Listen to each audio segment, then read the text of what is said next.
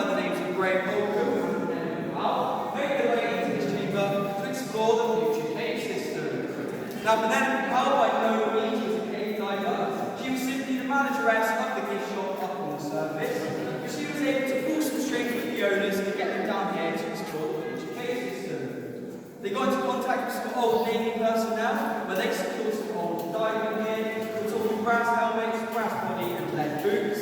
So heavy they were not able to stand on the surface, so they would put their gear on just over here, roll down the beach, and moonwalk across the water below.